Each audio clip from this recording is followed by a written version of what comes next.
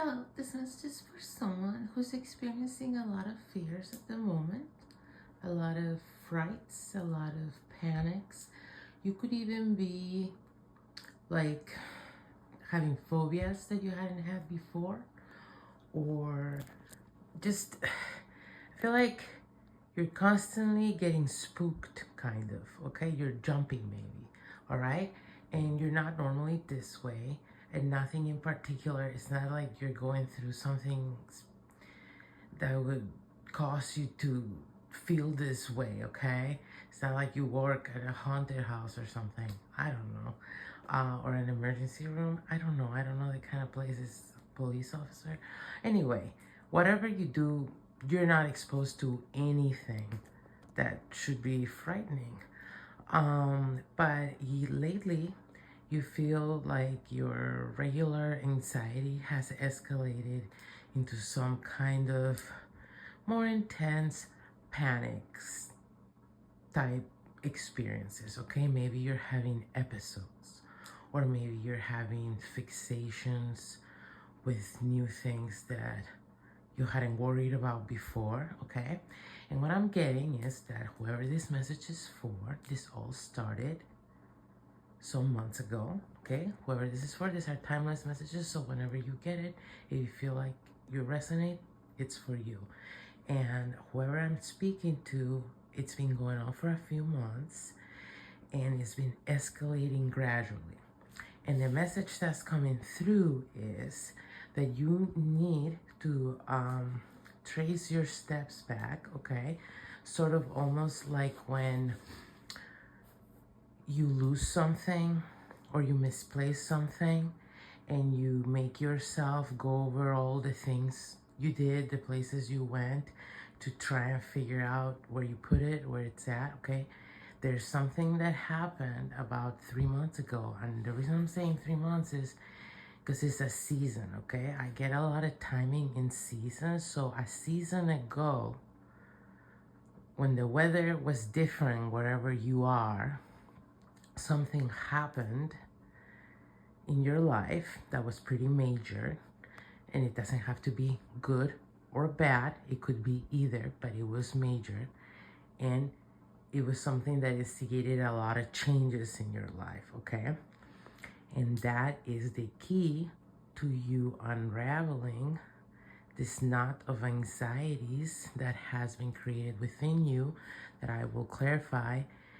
The reason I said knot of anxieties, okay? It was very deliberate and specific, because this all started with one seed of one anxiety about something, okay?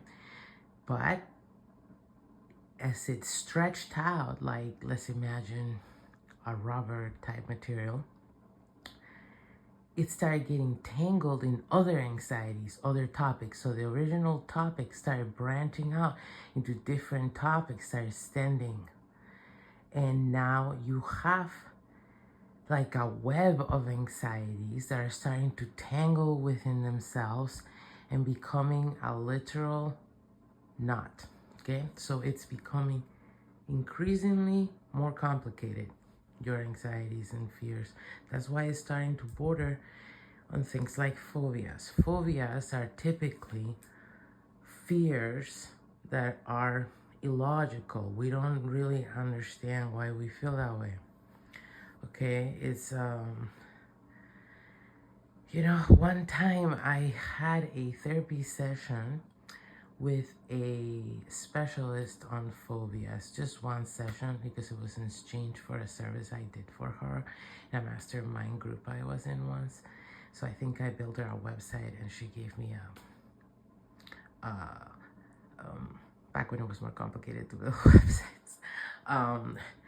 Yeah, she gave me in exchange, I don't know if it was, I think it was supposed to be 3 sessions, but to be honest, I was not very convinced by her theories, okay?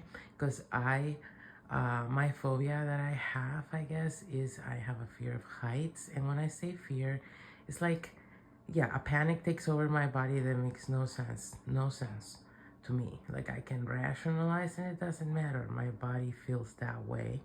and it's overpowering, okay? So that's why it's in the realm of phobias. So I won't even share what she had to say. I mean, her solution was, what is it called? Sky jumping, skydiving, which I've talked to people who've done it, and they still have troubles with heights, and they say it's a different experience. That's literally what one girl told me. So anyway, moving on from that, what I realized though is there was something that got established before I had the language for it, I think, in my fear of heights, and that's why it's like a primal thing, okay? And so that's what you're dealing with, something primal in you, a primal fear that you've had that connects to something you've had to prior to you having language, okay? So that's probably before 3 years old got activated in you, okay? So you won't always be able to figure this out, what was the root prior to 3 years old. But you can figure out what activated it 3 months ago and start going from there, start untangling from there, okay?